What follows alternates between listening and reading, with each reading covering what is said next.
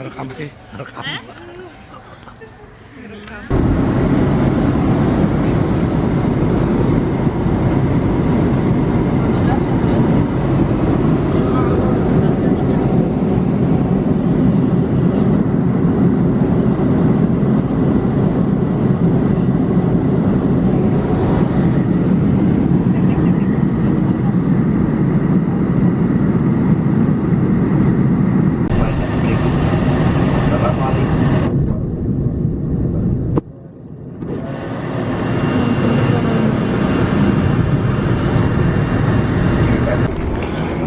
Sekarang udah sampai di Madinah. Tuh, di airport Madinah. Ini rombongan.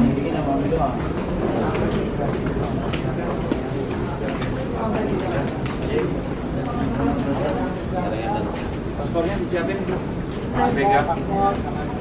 Yuk. Now we're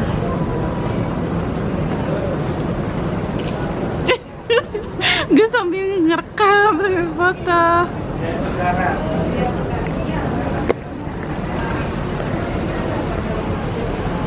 Keren. Thank you. Sekarang sudah sampai di Madinah.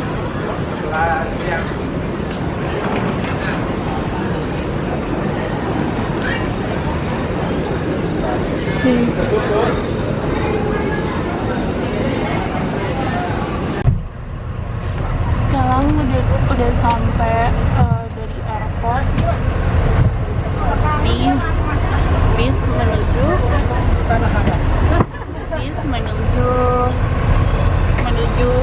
hotel Taiwu. Rombongan jemaahnya.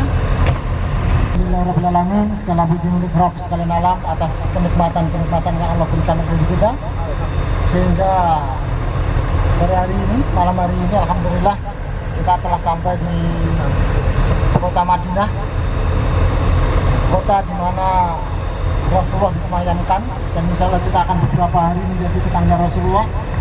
Salawat dan salam semoga senantiasa tercurahkan bagi junjungan kita Rasulullah Muhammad sallallahu alaihi wasallam beserta keluarga dan para sahabatnya, dan insya Allah kita akan mengunjungi berziarah ke makam beliau, ke makam sahabat-sahabat beliau, ke makam.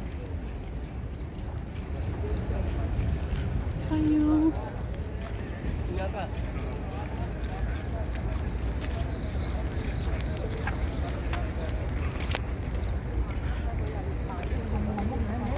Kita sekarang mau ke Raudah.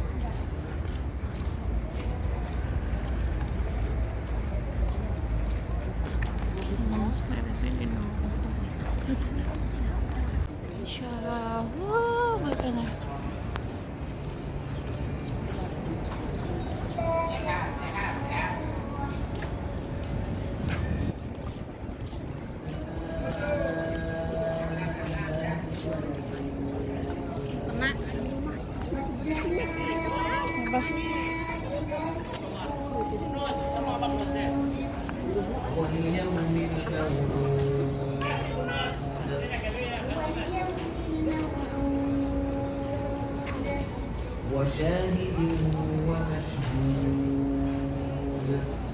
Wah, Masya Allah.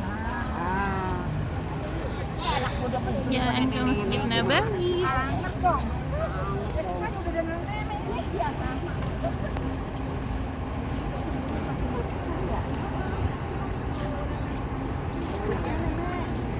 Banyak burung-burung.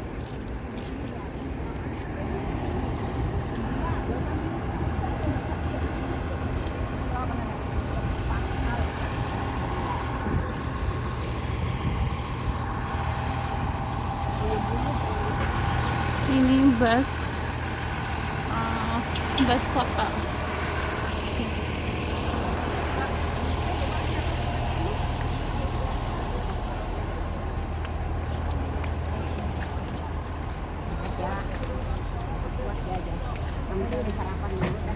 Di pasarnya, di pasar.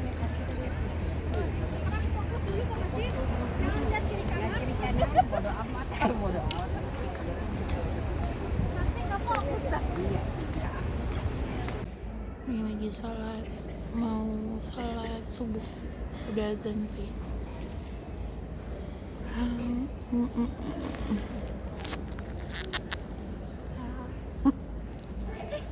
Bisa suruh kirim ayatnya makan yang harus wajib dicoba, yaitu al-baik. Toing toing lagi di masjid Kuba.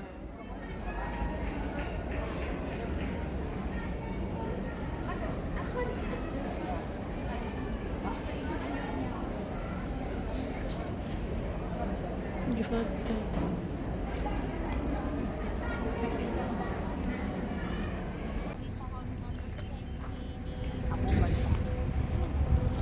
Sama kayak kebun kelapa ya? Sawit borong nih, borong nih, borong Iya. itu. Bawanya gamis loh, yang mau gamis dong. Beli di sini apa di sana? Sana aja. Iya aja.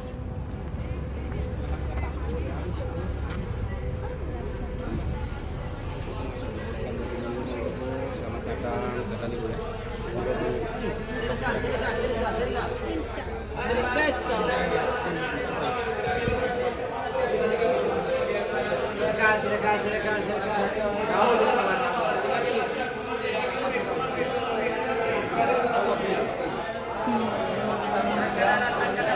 Kaum munafik.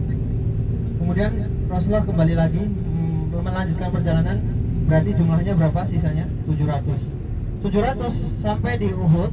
Kemudian Rasulullah melihat sekeliling, kemudian membuat strategi 70 pasukan pemanah ditempatkan di sini jemaah sebelah kiri. Ini ada bukit ya, bukit pemanah ya, samping masjid persis. Ya, belakang kita. Sebentar lagi kita akan berputar nanti dari depan. Belakang gitu. Sampai di sini Rasulullah menempatkan 70 pasukan pemanah di atas tadi. Disebut dengan, kalau sekarang disebut dengan Jabal Rumah atau pasukan gunung pemanah. Kemudian jamaah sekalian, Rasulullah berpesan kepada 70 pasukan ini jangan turun dari bukit apapun yang terjadi. Mau pasukan muslimin nanti kalah, jangan turun. Mau pasukan muslim nanti menang, jangan turun. Apapun yang terjadi jangan turun. Ini sudah pesan yang disampaikan oleh Rasulullah Muhammad SAW kepada pasukan pemanah. Kemudian jamaah sekalian, kita tahu ya pasukan pemanah itu istilahnya kalau sekarang sniper. Kalau mereka bisa melontarkan 100 busur panah, 100 anak panah ya, berarti kalau 10 orang pemanah saja bisa melontarkan berapa jamaah sekalian? 1000 ya. Jadi hanya 10 orang bisa membunuh 1000 pasukan. Kalau 70 berarti berapa? 7000. Sedangkan pasukan kaum kafir Quraisy hanya 3000. Jadi ini strategi yang sangat jitu dilakukan oleh Rasulullah Muhammad SAW. Perang terjadi, pasukan muslim menang. Setelah menang, kaum pemanah ini mengira perang usai karena harta rampasan perang banyak sekali jamaah sekalian. Mereka ikut turun mengambil harta rampasan perang. Mereka lupa ya, dengan pesan Rasulullah jangan turun apapun yang terjadi. Ada beberapa pasukan yang tidak turun, ada sekitar 5 sahabat yang tidak turun ya. Mereka tetap di atas berpegang teguh pada pesan Rasulullah, tetapi yang lainnya turun.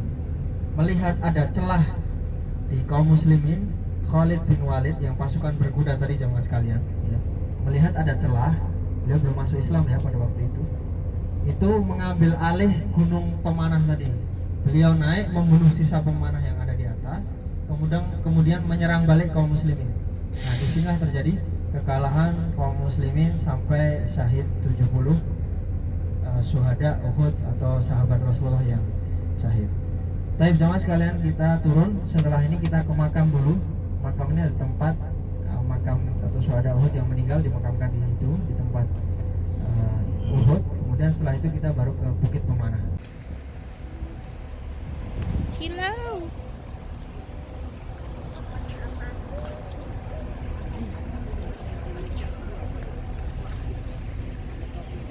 Nggak bawa kacamata.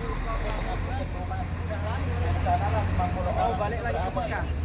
Lalu ketika mereka kalah, yang pasukan pemanah jumlahnya 70 berputar arah ke belakang perang sudah usai, udah menang. Nah, ketika dia melihat pasukannya di atas Sisa itu, sekitar 40 maka dia langsung orang berbalik arah yang mereka masih memegang Nah, ini teguh dengan sebuah pesan gambaran Rasulullah. apa? Tidak Peristiwa yang tidak terjadi turun apapun di zaman yang Nabi SAW. terjadi. Nah, ini pasukan kaum muslimin itu totalnya ada sekitar paling banyak Kosong. di sini. Intinya kan di sini ya. Nah, ini gambaran bekas perang. Dia bukan Suada naik ke baru atas, nanti kita jelaskan lebih membunuh banyak. sisa yang ada di sini. Kemudian menyerang balik dari sini. Di sini terjadi kekalahan. Rasulullah dan para sahabat sampai terdesak naik ke gunung.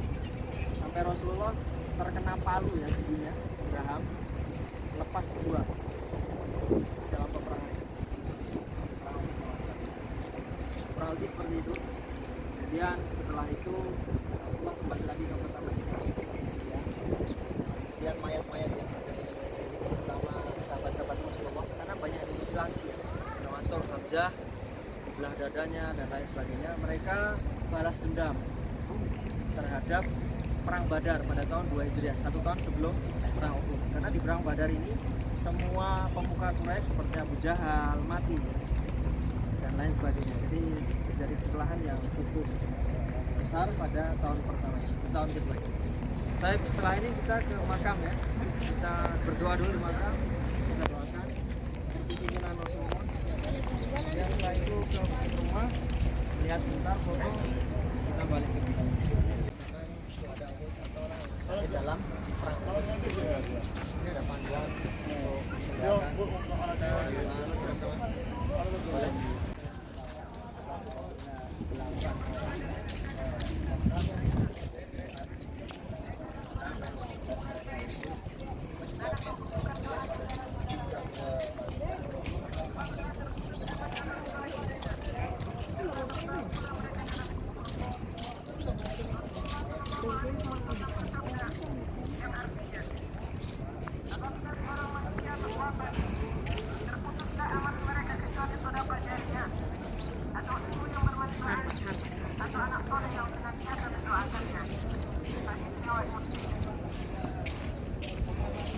Kan zaman dulu mana jauh banget kali ya.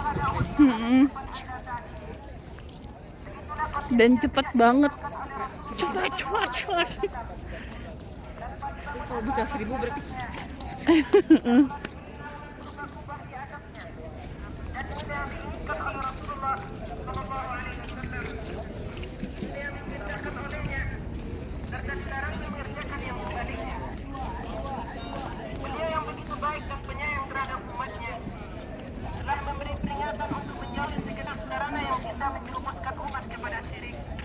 parit yang sepanjang ini, panjang dan dalam, tidak memungkinkan mereka untuk masuk ke kota Madinah Al-Munawwarah. Pada hari yang ketiga setelah Rasulullah berdoa, jemaah sekalian, Allah datangkan angin yang besar yang menghancurkan tenda-tenda kaum kafir Quraisy pada waktu itu, yang akhirnya Allah berikan kemenangan kepada kaum muslimin. Dan jemaah sekalian, setelah itu ya, maksud saya Yahudi itu diusir oleh Rasulullah SAW dari kota Madinah. Jadi bersih pada tahun 5 Hijriah. Mereka pindah ke Khaybar. Khaybar itu jaraknya kurang lebih hampir 200-an kilometer ya, atau 300 dari kota Madinah. Jamaah sekalian, mereka diusir ke Khaybar dan mereka menetap di sana, orang-orang Yahudi ya. Pada tahun sekitar 7 atau 8 Hijriah ya. Itu akhirnya nanti ada peperangan Khaybar, perang yang sangat besar juga sama sekalian, di mana kaum Yahudi akan diusir oleh Rasulullah pada tahun itu. Mereka keluar 100% dari Jazirah Arab. Maka mereka sekarang menetap di Palestina ya, merampas tanah kaum muslimin yang di sana sampai hari ini, dan kita bisa lihat Palestina masih di bawah kendali Israel, Yahudi sampai sekarang. Tapi jamaah sekalian, mungkin ini kisah singkat dari Khandaq ya, karena dari sinilah awal mula Yahudi dikeluarkan dari Madinah, kemudian dikeluarkan oleh Rasulullah dari Jazirah Arab pada umumnya karena disebabkan mereka mengkhianati perjanjian dengan Rasulullah Muhammad Sallallahu Alaihi Wasallam. Tapi jamaah sekalian, nah itu tadi kondak ya yang ada di atas terlihat dari sini. Kemudian kita lihat Masjid Nabawi di depan kita. Jadi paritnya itu di balik ini tadi. Jadi ini tempat yang bersejarah juga di atas bukit ini. Karena dahulunya disitulah Rasulullah membuat posko-posko keamanan ketika perang Badar. Jamaah sekalian, alhamdulillah Posko. ini tempat terakhir yang sudah kita kunjungi. Posko nggak ada rumah di posko. Insya Allah setelah ini kita sampai hotel. Silakan, masih ada waktu. Sekarang jam 10.32, duhur jam 12:15, ada waktu beberapa jam untuk beristirahat. Kemudian agenda hari ini insya Allah kosong. Silakan memperbanyak ibadah di Masjid Nabawi ya. Berbanyak amal soleh pribadi, mungkin sholat qiyamul lailnya, membaca Quran ya. Perbanyak baca Al-Quran. Kalau kita masih tertatih-tatih membaca Al-Quran, insya Allah pahalanya double. Pahala yang pertama pahala belajar, pahala yang kedua pahala membaca Al-Quran sendiri, membaca Al-Quran itu sendiri. Karena disebutkan dalam hadis bahwa tidaklah alif lam mim itu satu huruf, melainkan alif itu satu huruf, lam itu satu huruf, mim itu satu huruf. Jadi alif lam mim itu ada 3 huruf jamaah sekalian dan terhitung menjadi 3 pahala. Sedangkan kita lakukan ini di Masjid Nabawi yang Allah lipat gandakan pahala kita menjadi 1000. Jadi kalau kita membaca alif lam mim saja sudah nilainya 3000 di sisi Allah. Apalagi nanti di Masjidil Haram akan nilainya akan dilipat gandakan menjadi 100.000 menjadi 300.000. Kita berinfak 1 real, maka Allah hitung menjadi 300.000 real, 400 juta kalau dikuruskan dalam rupiah. Masya Allah ya. Jangan disia-siakan kesempatan ini jamaah sekalian. Sekali lagi silahkan berinfak ketika di tanah haram ya. Siapa yang paling berhak untuk kita beri? Yang pertama orang-orang yang sapu-sapu di Masjidil Haram, karena mereka orang-orang yang selalu menjaga kebersihan ya, walaupun memang bekerja tetapi mereka gajinya tidak terlalu banyak jamaah sekalian. Jadi kalau kita kasih 1 real 2 real insya Allah itu lebih tepat kepada mereka, karena mereka insya Allah yang paling berjasa membersihkan Masjidil Haram. Kemudian jamaah sekalian, bacalah Al-Quran, Iqra'ul Quran fa innahu ya'ti yaumal qiyamah syafi'an li ashabi. Bacalah Quran, sesungguhnya Al-Quran ini nanti ketika di hari akhir menjadi syafaat pembacanya ya. Dia akan datang kepada Allah memberi kesaksian bahwa ini orang yang membaca Al-Quran ya, adalah memberikan syafaat ya. Jadi Al-Qurannya akan menjadi bukti, menjadi pembela kita karena kita membacanya ketika di dunia. Dunia ini jamaah sekalian menjadi ladang kita untuk beramal soleh. Dan amal soleh ini nanti yang akan menuntun kita di hari akhir. Tapi jangan sekalian kita sampai di hotel, kita tutup dengan doa kafaratul majlis. Subhanaka Allahumma wa bihamdika asyhadu an la ilaha illa anta astaghfiruka wa atubu ilaik. Kurang lebihnya saya mohon maaf. Assalamualaikum warahmatullahi wabarakatuh. Silakan barang belanja. Asik,